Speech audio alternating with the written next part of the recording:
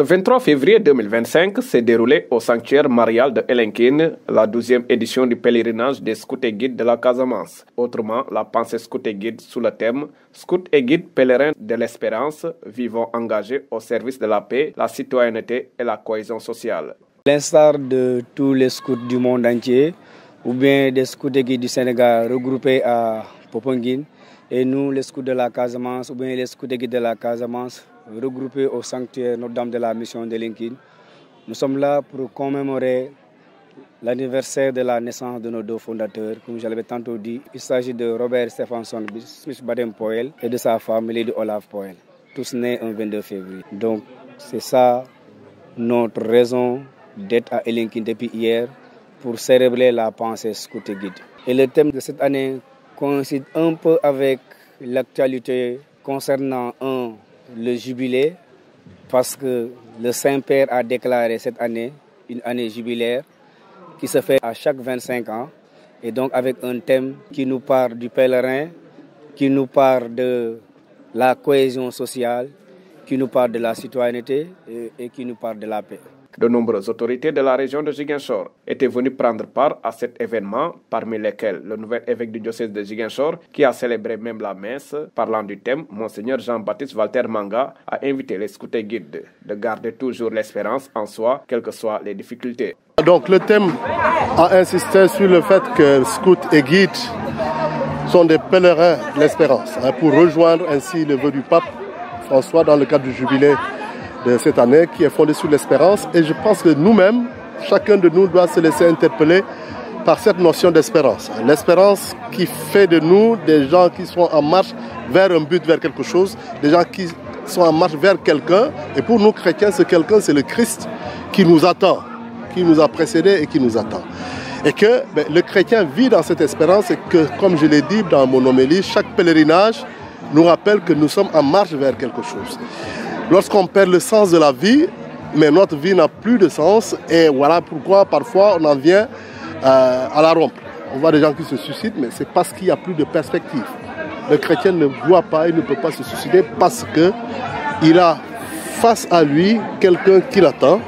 Et ce quelqu'un qui l'attend, c'est le Christ. Que quelles que soient les difficultés qu'il rencontre sur le chemin, il ne doit jamais perdre espérance, il ne doit jamais désespérer. Et je pense que ce thème nous rejoint dans cette préoccupation, surtout dans notre contexte, où on sent plein de gens qui désespèrent, et surtout beaucoup de jeunes qui désespèrent de l'avenir. Je pense que les scouts doivent être aujourd'hui des visages d'espérance pour notre jeunesse, pour la jeunesse de notre pays. Alors, le thème insiste aussi sur la paix, la citoyenneté et la cohésion sociale. Je pense que c'est très important, particulièrement dans nos deux régions de Ziguinchor et de Kolda, où nous devons travailler davantage à ce que la paix revienne pour que nous puissions mener une vie sereine, pour que nous puissions avancer vers le développement. Donc la citoyenneté, c'est aussi important parce que c'est notre participation au bien-être de nos populations, au bien-être de notre nation.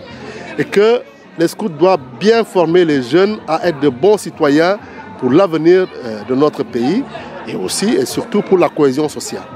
Malgré nos différences, nous devons toujours travailler à être et à vivre comme des frères et des sœurs en Christ.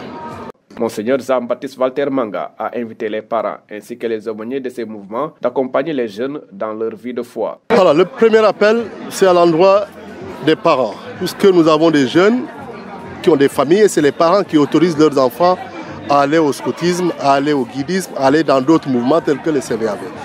Et on voit qu'aujourd'hui, les enfants ont beaucoup d'activités en dehors du scoutisme. Ils vont faire du renforcement scolaire, ils vont faire du sport, etc. C'est pour inviter les parents, surtout les parents chrétiens, à se rendre compte que le scoutisme, c'est aussi une école. C'est aussi une école où l'enfant qui a été à l'école pendant toute la semaine peut le week-end aller à une autre école. Voilà pourquoi j'ai beaucoup insisté sur le fait que les activités des scouts doivent tenir compte de l'aspect naturel. Le scout vit dans la nature pour découvrir la nature et pour que la nature serve aussi à l'éduquer. Voilà, c'est l'appel que j'ai lancé par rapport aux parents. Et par rapport aux responsables scouts eux-mêmes, c'est d'être inventif pour montrer aux parents que l'enfant qui vient au scoutisme s'enrichit, l'enfant qui vient au scoutisme est formé et ben, il a besoin de cette formation qui est en dehors de l'école classique et qui lui permet de préparer son avenir comme citoyen, mais aussi et surtout comme chrétien. Il y a eu ensuite l'interpellation des accompagnateurs, des aumôniers et des sœurs conseillères, puisque dans chaque paroisse, il y a un aumônier, dans chaque doyenné, il y a un aumônier, dans chaque diocèse, il y a un aumônier. Et les aumôniers, ce n'est pas que de nom, et que chaque année, on signe les affectations et chaque groupe est confié à un prêtre et religieuse.